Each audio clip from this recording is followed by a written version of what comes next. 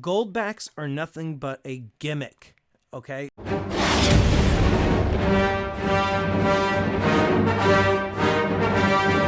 All right, everybody, thank you so much for tuning in. I really appreciate you being here. I am very excited to have with me Jeremy Corden, founder and president of Goldback. Jeremy, how's everything going?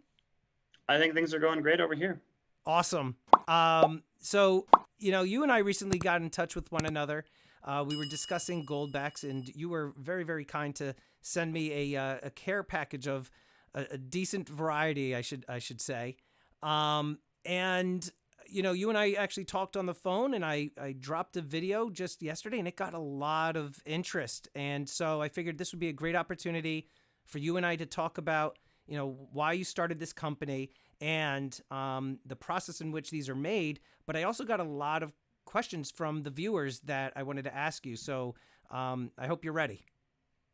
Okay, sure. And there's one other thing I was going to ask you about too, Yeah. because you were talking about the case for stacking goldbacks Yep. and why maybe you should or shouldn't. Yep. And I had a comment on that, but we can visit that a little later. Absolutely. I think that's like one of the really good bigger points that my viewers definitely are interested in. I would be very interested to hear what you have to say to counter that. Now, looking at the bio of your company, it looked like you started Goldbacks in 2019. Do you want to kind of share with us, what was it that you saw in our economy and a way of doing business and everything in precious metals that made you want to start, this beautiful form of currency right here? Sure. I can summarize it. If you go on goldback.com, there's a section called Our Story. I want to say it's about 10 pages long, so I'm not going to bore you with the whole 10 pages. Okay. But you can find it there if you're really, really interested. Before Goldbacks, I'd been working in precious metals for, I want to say 3 or 4 years. Immediately before Goldbacks, I was doing a I was doing a gold-backed cryptocurrency. Okay. And the cryptocurrency was based off of the gold eagle. And the idea is that people would own fractions of the gold eagle through the cryptocurrency, and they could redeem them and take their eagles or turn them into cash or whatever. And what people told me over and over again as I went to these conferences is they said, well, it's not that I don't trust you, and it's not that I don't trust your company.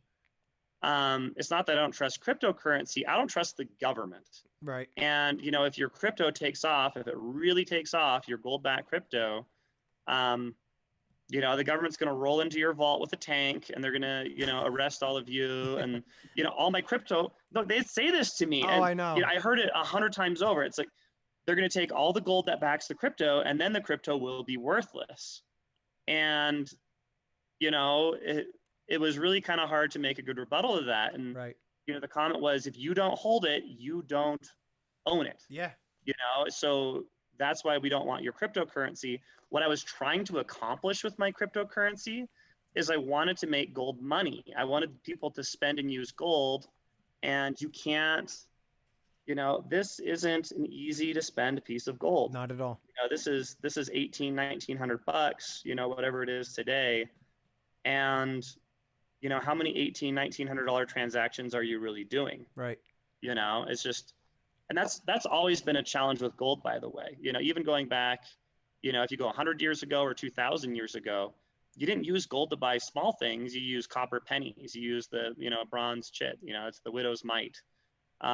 Silver was kind of in the middle, and gold was for very valuable things. Right.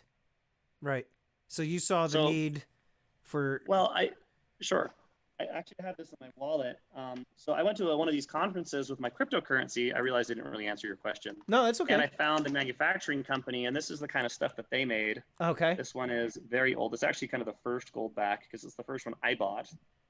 I just keep it in my wallet. Is the reverse of it also similar to like how yours, you can kind of see like okay. This one's a little bit beat up, but I absolutely loved it because I thought, holy cow, I've been trying to do small denomination gold. I've been trying to get people to spend gold. I bet I can make that into a currency. And I was very excited to meet with Valorum. I ended up helping them raise a whole bunch of money for their company. And I worked on that relationship for about a year before we ended up doing the Goldback together. Very cool. So let me ask you this. A lot of people have asked me, and I'm not really good at talking about the specifics. People are Sure. curious as to, the material. And I know you have a proprietary patented technology and how you actually, get the gold, sprayed onto the whatever material this is. But can you share with us, what exactly this plasticky type of stuff is and how you do it? Sure. So the material, it's a polymer, Okay. so it's a plastic like product. It's very, very tough. It's very durable. In fact, the Orem note that I just showed you, Yeah. the technology has improved since then. They've become even more durable. They've become more tough. And it's helpful to think of it as like a sandwich. So like, this gold back right here, on one side you've got, the polymer, Right. and then the process of actually putting the gold in it, it's not like a spray. It's a very, very precision based technology called vacuum deposition. And the origin of the technology actually is in sunglasses, putting a layer of gold in like Oakley sunglasses, or a layer of gold in windows, or a layer of gold in a visor of an astronaut. Okay. Um, and it's extremely measurable and quantifiable. It took Valorum, the manufacturing company, about 20 years to get it to this point. I know on the 50 Goldback, for example, Right. um, it's done layer by layer. These 50 spend a lot of time in a vacuum deposition chamber where all the gases are removed. And they also use vacuum deposition for like microchips, any gold that's in your laptop or your phone, it was placed there through vacuum deposition. I recently learned that the 50 has 84 separate layers of gold and polymer and ink. It's an absolute engineering marvel. Um, the gold in here is actually structured to keep it flat and have different tension levels against itself so it doesn't immediately curl, because that's what it wants to do. Right. Yeah, I mean, and you can tell the difference, like just holding the 50, you could just tell the thickness of it, Yep. like it. I mean, you could totally hear it, and you could kind of see the difference. Sure. And I know that some people were asking, how is it that it doesn't flake off? And I know you talked about the sandwich, where you basically have it kind of sealed in there. But like if somebody took something and we're just like kind of scraping at it or something. I mean, eventually, obviously, if you're scraping at it with something sharp, it would come off. But like just Sure. through regular They're wear, not they're not they're not indestructible, right? but neither is your coins, by the way. Correct. Right. What standard are we holding the gold back to here? Right. I think people are wondering like if you have it folded in a wallet per se, and like over time, kind of like the one that you showed, how it's kind of got the Yeah, so let's wrinkles. look at this one. I can actually give you a close up, and this hasn't been done before. This is original content here. So if I show you this guy, Yeah. this one's been in my wallet for about 3 years, and like I said, they've improved the technology since. And it looks like But it's it was in a wallet that bent for a couple of years, and it hasn't broken through the plastic. But if you zoom in really close, you can kind of see where like the gold itself is like shifted from one side to another, right. but all the gold is still contained inside of it. Plus, I mean, let's call it what it is. I mean, you're talking a microscopic amount of gold that like in that center crease that you were showing, or It's some of the still people there. It's just moved to one side. yeah, and it's minuscule in terms of like how much it's shifted. Sure.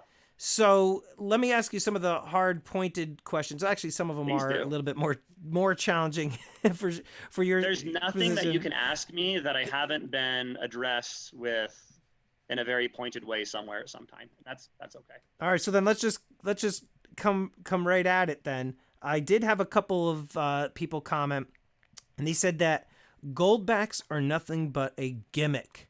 Okay, what would you say to those individuals? Yeah, and I get that sometimes. There's a lot of people that, for whatever reason, are super threatened by Goldbacks. I remember when Goldbacks first came out. I was expecting, people to roll down the red carpet and say, "Oh my God, you saved money, like Right. you changed the world." And instead, I got like a lot of people that really hated it, and a lot of them were in the precious metals community. I remember in particular, I got an argument with one guy on Reddit, and I was making the case. I said, "Well, how are you going to spend precious metals to buy small things? You can't buy small things with your coins. Like, what's your solution then? Correct. He says, oh, well, you can use junk silver dimes. I'm like, okay, so you think the monetary solution for all global problems is to return to junk silver dimes that they stopped making 60 years ago? Right. He's like, absolutely. It's like, okay, well, guess what? I bartered with junk silver dimes and they look just like everybody else's dimes. And you end up sounding like a fool explaining why yours is special because it's silver. Or you can get a mercury dime, which actually they do barter better Right. than silver dimes, like because you don't have to look at the dimes. and you don't have to look at the dates, Right. Whereas Yeah. the If you get a Roosevelt mercury times. dime, it's better. It has a more novelty value for people. But if you have to go all the way back to mercury dimes to have a precious metals that works, it's kind of silly, and people don't say that anymore. Right. You know. Right. I mean, occasionally So- you'll get the trolls who will say stuff like that. It's okay if not everybody believes in it, but they Right. have gotten a lot more popular. In the past 2 years, over 300,000 people have come to own Goldbacks. And if you look on eBay, Goldbacks are $6. If you go to Walmart.com, they're $16. People are paying these prices because they want them. Right. So And I would imagine too, that's from your position. I mean, look at the validity right there. In that you've got the major bullion dealers, you got the major retailer, Walmart. I didn't know about that until you just said that. And then you've got 3 states which now have allowed for that's actually a question. Do they have to like make them legal tender or allow them to, how does that work? So we believe Goldbacks are legal tender in the state of Utah, Mm-hmm. but because Goldbacks are a gold product and they're also a local currency, there's local currencies in every state in the nation. Mm-hmm.